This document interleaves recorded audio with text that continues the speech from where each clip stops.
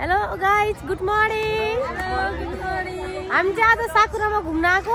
घुम्न मतलब पिकनिक। हामी चाहिँ हैन भन्नु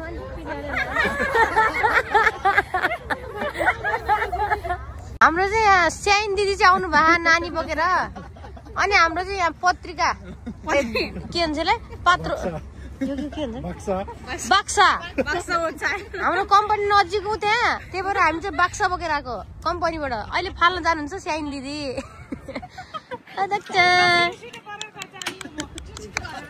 हेलो नमस्ते खै त नि अब उता फर्केर नमस्ते यता फर्केर नमस्ते जानुले हेलो भन्दै खै दोक्छन्। हेलो हेलो हेलो भने आरे यता यता हेलो भन न दिदीलाई। यता अगाडि क्यामेरा बोक्नु दिदीलाई आरे बे घुमे घुमे पिकनिक पार्टीहरु। यो नानी चाहिँ दिदीको छोरी, यता नानी चाहिँ यता दिदीको छोरी। पहिला सुरुमा चाहिँ मानेन, अहिले त माने हौ। अरे बे टची गर्दै दिदीलाई यता टची गरे खै। हेलो बेबी भिडियो बनाएको रे यहाँ हाम्रो डान्सरहरु दुई जना। अरे बे वाउ वाउ हाम्रो ग्याङ जम्मा भइसक्यो। अब चटपट पार्टी हामी त हेरेको हेरैमा नाचेको नाचे हो।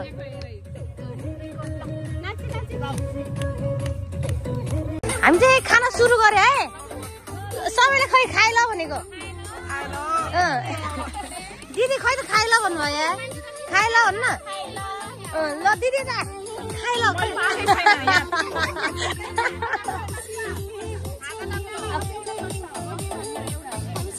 हाम्रो चाहिँ यहाँ नानी चाहिँ एक्लै नाचिरह दुईजना खै डान्स गर्छ डान्स छ्यापे गरेर छ्यापे छ्यापे छ्यापे छ्यापे नाची नाची गर्दै देख्छ। वाउ वाउ इने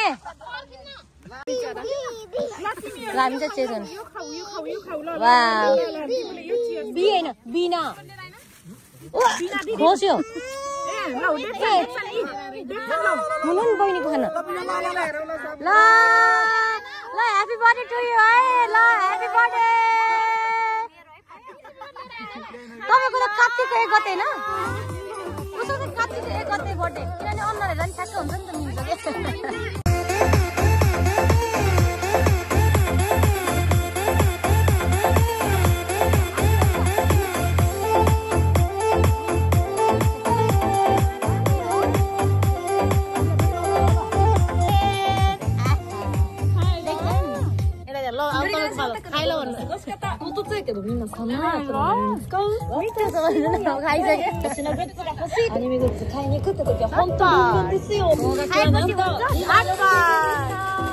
こんなに美味しかったを楽しめたのは楽天カードのポイントゲットできたおかげ。楽天カード新規入会&利用、そして楽天モバイル初めてのお申し込みです。タッチ渡るモバイルのタッチタッチイエーイ。来来呀，来来，他不在对。看多有脸。嗨喽。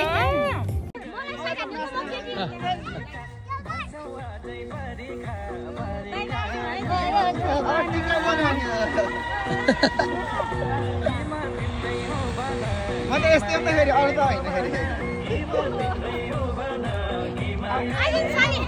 आऊ के नाच्नलाई।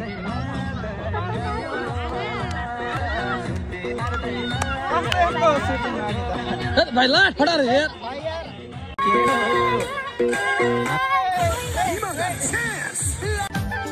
आमकी क्या हो अरे मत छक परे आमकी क्या हो अरे मत छक परे के भो माया के भो माया के भो गल्छ सत्य जाने कुरा पनि के कति की छुरा। हाम्रो चाहिँ चटपट भ्याएर नाची भ्याएर टिकटक भ्याएर अहिले के को सुरुवात थाहा हैन। यस्तो खानु मासु चिउरा रोटी हाम्रो यो प्राउन यो चाहिँ दाइले खुराको यार मैले किनेर ल्याएको रोटी। दिस इज रोटी कहिले खा भएको थापोटी कसै खानुपर्छ रे फेरि भन्नु। हाम्रो जनताहरु यहाँ ब्लग बनाउँदा नि हामी चाहिँ सबैजना ल हाम्रो चाहिँ पिकनिक सकियो रात पर्यो अब चाहिँ घर फर्किन लागेको अनि हाम्रो जनताहरूले चाहिँ केही कुरा भन्नु चाहन्छ ल भन्नु